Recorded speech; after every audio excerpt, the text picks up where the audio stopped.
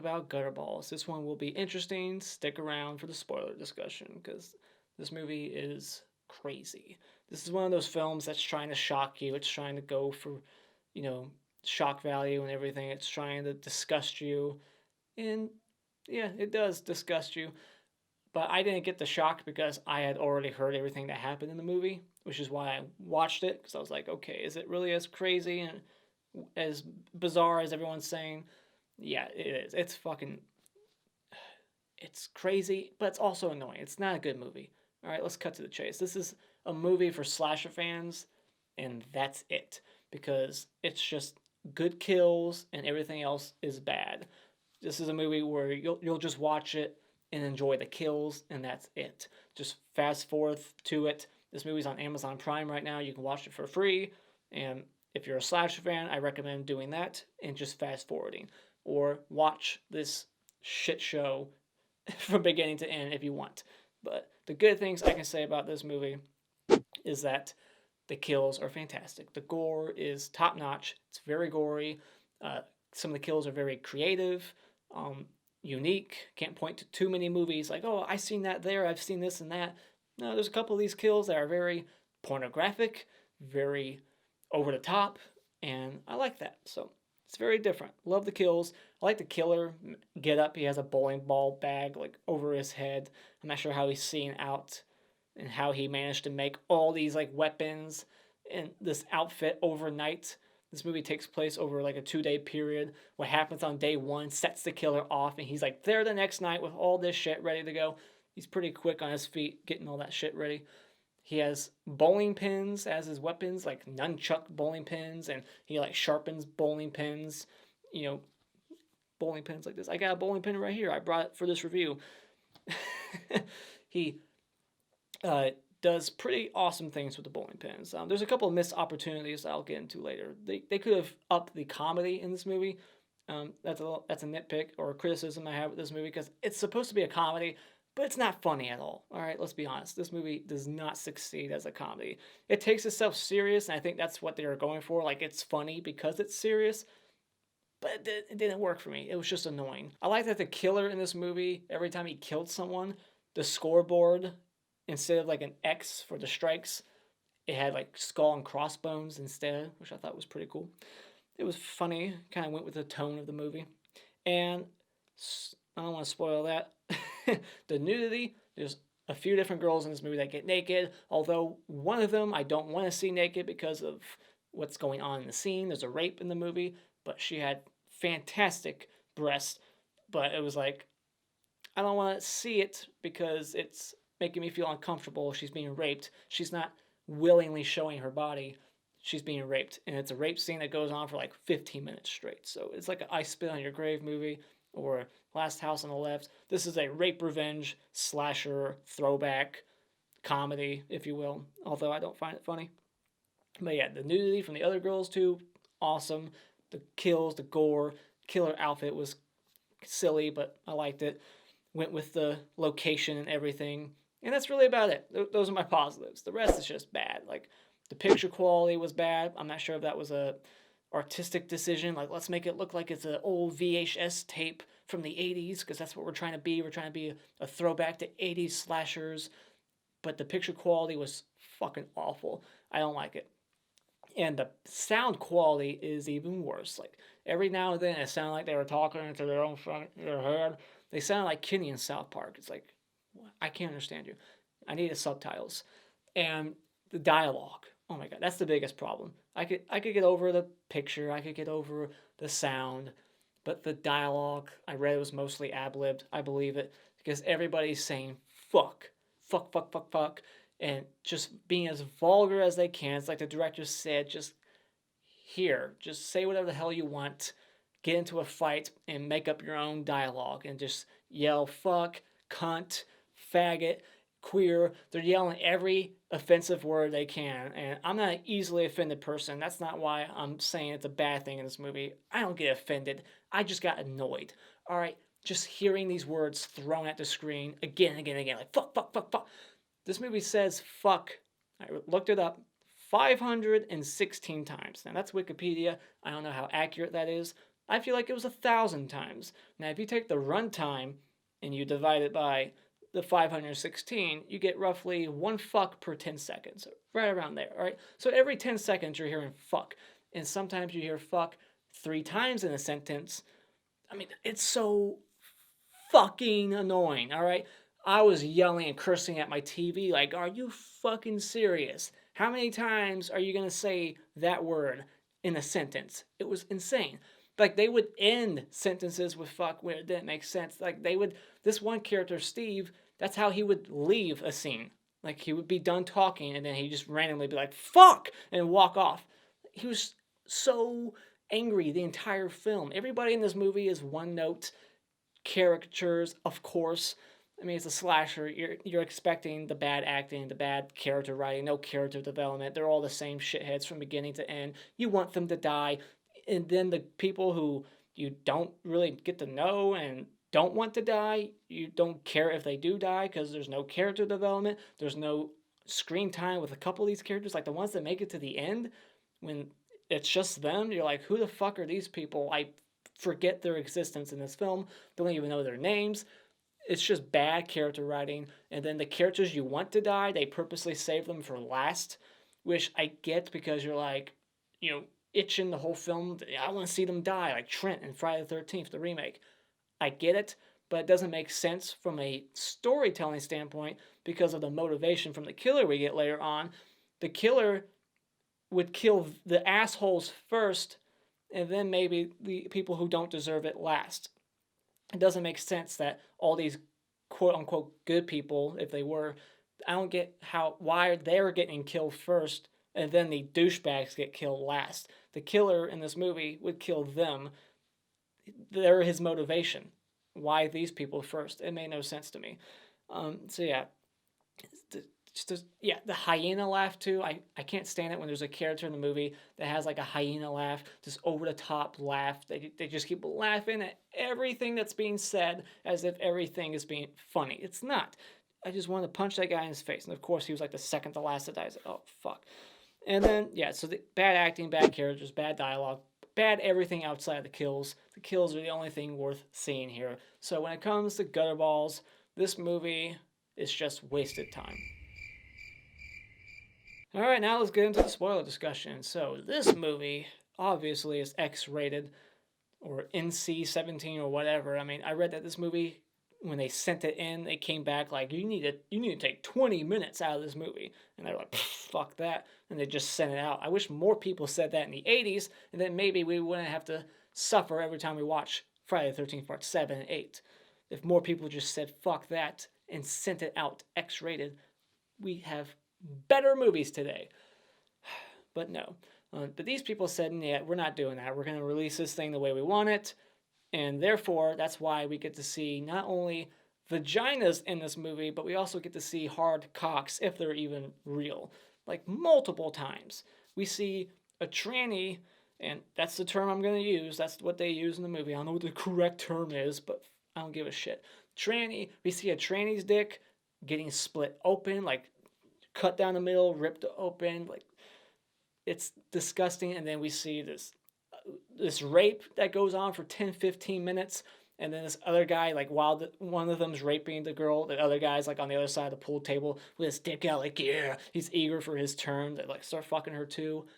This is like very straight out of like Last House on the Left, I Spit on Your Grave. It's just a very uncomfortable, long rape scene that's so ridiculous and over the top. I did not care for that. But the girl was gorgeous, but I didn't want to see her get raped. I wanted to see her naked, willingly, her get naked on her own, not get, her shirt ripped open, they get punched in the face like 5 times, being told, shut the fuck up. It's brutal. It's not my kind of movie. She's getting thrown onto the pinball machine, and why? I don't know why they wanted to rape her. I might have missed something. Like, I thought the guy was angry at Jamie, the typical token black guy with the comb in his hair. I thought he was mad at him, and then he just starts raping this girl. I guess they have a history together. Maybe I missed that. Or maybe it's because of what she was wearing. She deserved it. It's a joke. But what she's wearing, oh my God. She's wearing this bowling. Who does that? Like, she's wearing the shortest skirt I've ever seen in my life. It's like shorter than the shorts in Friday the 13th Part 2, the Mickey Mouse shirt wearing girl. I remember, yeah, she's the one with the short shorts, right? It's shorter than that. Like, it doesn't even cover half her ass. And then she's like bending over as she bowls, and you have a clear shot of her vagina, like all the way, like it fills up the whole screen. It's right there. It's her vagina on full display. It's insane. You never see that. So this movie has these two groups of idiots. We got the asshole douchebag jock group who, for some reason, are hanging out with this dweeb named Patrick. I'm not sure how he is friends with them. He doesn't seem like the type of guy who would hang out with them, but whatever. And then you got this other group that has like a gay guy who I'm pretty sure was gay, but then he ends up having some 69 sex with a hooker later on. I'm not sure what was going on there. You have this group with, the main characters, the girl who gets raped, and the tranny, and the gay guy, and all of a sudden, these douchebags start like beating the shit. They're like assaulting this group, and the janitor slash owner slash bartender slash every fucking position at this bowling alley guy walks up with a shotgun, kicks them out, and then is like, leave, but you guys can come back tomorrow after hours to play some more games. It's not like they're a professional league. They're not wearing outfits. They're just typical douchebags, college-age kids who are just beating the shit out of each other. He should have called the cops. He should have kicked them out. It doesn't make sense why he's inviting them back the next night to hang out there after hours. Why after hours? Can anyone explain that? Is it a budget thing? Like, they can't afford to pay for extras there, so they have to write the reason why there's no one else at that bowling alley. So, they're there after hours. That's why there's no one there. They could have wrote their way around that. They could have wrote a line where it's like, the place is dying business-wise. There's nobody here. And that's why it's so empty, and that's why it's only these people. Just say something like that. I don't know. Explain it away, why there's nobody there. But instead of the whole after hours thing, that makes no sense. That guy would not invite them over after hours. Or have them leave the part after they fight. They could go outside and be like, this isn't over. We'll come back tomorrow after hours. We'll break in and play another game for a rematch or something stupid. Any other explanation would be better than the janitor slash owner being like, get the fuck out, you idiots, but you can come back tomorrow after hours. After hours? That was just so stupid. I didn't get that. And then we get like the killer gearing up montage during the credits. And then we get the girl getting raped for like 15 minutes straight, and lots of F-bombs being dropped. She's being banged on the pinball machine on the pool table and getting punched in the face. The janitor guy can't hear it because he's got these headphones on. He's waxing the floors. It's such a silly scene. Like, they keep yelling, "Shut the fuck up, Pat!" Pat. So, spoiler. I mean, this is a spoiler discussion. Pat ends up being one of the killers at the end. There's two killers, which I thought was cool. It's like Scream. Pat went from pussy who's not going to help out when this girl's being raped. He's going to do what he's told and be obedient to these assholes. He went from that to the next night being a psychopathic killer who can single-handedly take on these people, beat the shit out of them, and kill them easy peasy. How did that happen overnight? I don't buy that for a second. I buy the janitor guy kicking their asses. He seemed more thick-skinned and tough. Not the pussy Pat who's like, come on, guys. Stop. I thought we were just going to scare her. You thought they were just going to scare her. That psychopath who's been dropping the F-bomb every 3 fucking seconds. You thought that guy was just going to scare her? Get the fuck out of here. He said, come on, guys. Every time he spoke, they would just shut him down immediately. Shut the fuck up, Pat. And he would shut up like a loyal dog. And then he's the killer the next night. Get the fuck out of here. So then, as if the rape wasn't bad enough, the douchebag Steve, or douchebag number 1, I mean, they're all douchebags, he gets a bowling pin and tells Pat, the pussy, to shove it in her vagina. But then at one point, he's like, no, I want you to do it the bigger end. But he doesn't do it. I thought that was kind of weird. Like, he does it the smaller end, and then he's like happy about it. The douchebag Steve, he doesn't seem to mind that he just completely disregarded what he said. He said, no, I want the bigger end in her pussy. but he sticks the smaller end in first, and he didn't seem to mind that he just completely ignored his request. But whatever.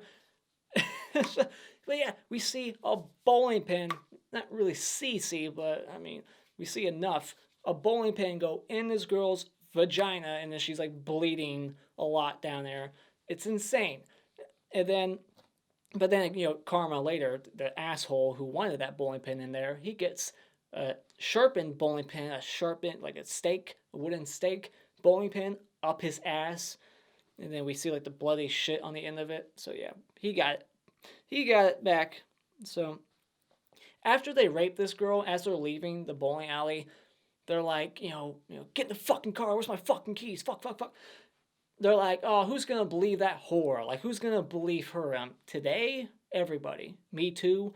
Like, but even back then, so yeah, who's gonna believe the girl with the busted lip, the black eye, the torn vagina from the bowling pin you shoved up there, bleeding everywhere down there? Who's gonna believe her when she tells that story?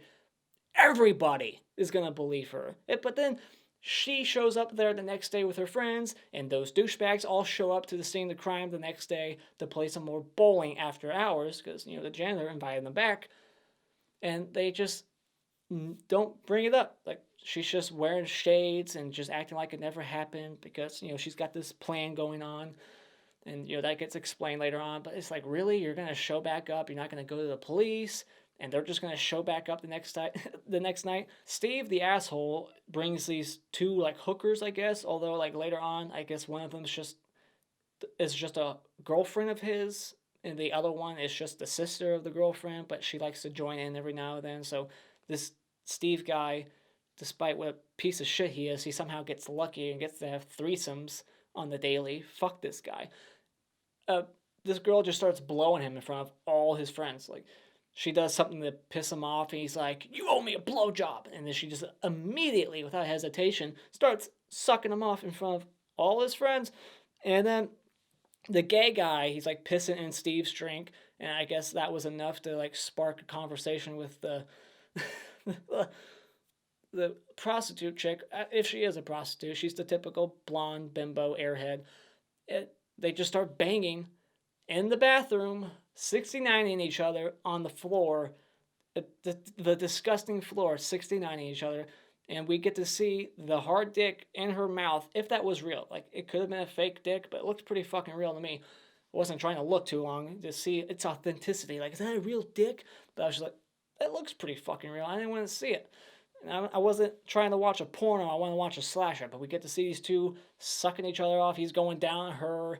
And then the killer comes in, sticks her head, like shoves her head down. She's choking to death on his cock. And then he's putting his like foot on the, her back end, like suffocating the guy with her vagina. And that's how they die. She chokes to death. He suffocates. It's a fucking creative kill. And it's kind of like the kill in, I want to say it's Pork Chop. Is that the movie? Where a girl's going down on a chick and then Pork Chop comes up and like pushes her head into the vagina and she suffocates. Similar to that kill. But yeah, what a bizarre kill that is. Very pornographic. But yeah, then the trainee comes in and she's like, I'll suck your dick. Please don't kill me. I'll suck your dick. And then he takes the bowling pin and shoves it all the way down the trainee's throat. See, like, go down like pushing out her neck. And then he rips at the pants, gets the dick of the trainee out, and splits it open, like ripping it apart, and it looked pretty fucking real. It was gnarly. It actually made me cringe. I couldn't really look at it. Ugh. I don't like looking at that crap. So, yeah, he basically gave this person a sex change. Then this wax machine starts, like, talking shit to the guy, like, cursing at him and making fun of him. Where was this level of comedy, this bizarre shit, throughout the rest of the movie? Like, they could have inserted a lot more comedy into this movie, but they were lazy. They just thought the vulgar language was enough. It's like, no, you could have tried harder. You could have had some comedy in the rape. Make that funny, Just simply have the guy play pinball as he's fucking her on the pinball machine. You could have thrown a bunch of pinball noise in there too. It would have been kind of funny, but still messed up. But yeah, not really a lot of comedy. So then this guy with the bandana, he gets the bowling pin through his eye, then the other eye, like he's twisted it in there, blood's gushing out of his eyeballs. Pretty cool. And then we get like a strangulation with this one chick, this punk girl. Her breasts are being pressed up against the glass as she's being strangled with like bowling shoelaces, which was a funny kill because of the breast up against the glass, but it's just a lame strangulation, so it's not that cool of a kill, but whatever. And then the douchebag gets killed by the wax machine, and his face is just getting pushed into it, blood squirting out of the thing. And then when his face gets pulled back, it's just hollowed out, which is completely unrealistic. It would have been kind of cooler if they somehow, like, when they pulled back, just the skin was missing. You saw like part of his skeleton, just like a bunch of, mangled tissue hanging, like just flesh hanging off of his face, and just like part of the skeleton, like the skull underneath, something like that. But no, it's like completely hollowed out, which is still cool looking, but yeah, not realistic. But this movie's not going for realism, obviously. And then Mr. Fuck, I call him, because fuck, fuck, fuck, fuck. He gets the bowling pin up his ass and then beat to death with the bowling pin, and that's not cathartic enough for me. Like, we don't get a lot of like aftermath shots of his body, like what his face looked like after. So that was a bummer. I wanted to see his face mushed, but we don't get to see that. So that was a missed opportunity. And then the other douchebag, he gets decapitated somehow, and then his head goes like through the ball spitter thing. It spits his head out, and the surviving couple see it, and they start freaking out. And this was a missed opportunity as well. The killer should have walked up at that point, grabbed the head, and bowled it down the lane. I don't think it would roll the way he wanted to actually hit the pins, but movie magic, they could have had the head actually hit the pins and strike. That would have been funny. And so that was a missed opportunity. And then for some reason, the windows at this bowling alley just don't break. Are they really that strong? Like, he takes like a 10, 15-pound ball, throws it at the door, and it doesn't shatter at all. Bullshit. How strong are those windows? And they make mention of cell phones. I read that this movie was supposed to take place in the 80s. I don't see how that's true, because not only do they talk about cell phones, but there's also a House of the Dead arcade game. And isn't that a 90s arcade game? I don't think this is an 80s flick. All right. But I read that, so I just wanted to bring that up. Is it? Because there was no opening thing that said 1980. It just said where it was. It didn't say what year. And they do mention cell phones. The chick's like, well, my cell phone's dead. And the guy's like, how convenient. I like that he brought that up. It's like the writer poking fun at himself. Like, yeah, I know it's convenient. I think the killer in this movie should have been Mick Morrison, if that's the name. The coach from Just One of the Guys. That would have been awesome if he was the killer. What do you do when life gives you a 7-10 split? You aim for that 7-10 split, get a rip. You're a human gutterball, a 0. That should have been the killer in this movie. Mr. Morrison, yeah, whatever his name is, Just One of the Guys. He should have been the killer. Then we find out that Lisa is kind of in on it, the girl who got raped, of course. Who didn't see that coming? We find out that her dad is the janitor / owner / bartender / everything at this place. And she, correct me if I'm wrong, it was kind of confusing. I wasn't paying too much attention. So it sounded like she hired her dad to just rape the douchebag with the bowling pin. It sounded like that's all she wanted. Like, she wanted them to get hurt and raped with the bowling pin, karma. But then the token black guy, he was in on it too. But it sounded like, from what he was saying, that his plan was to hire the dad to kill them.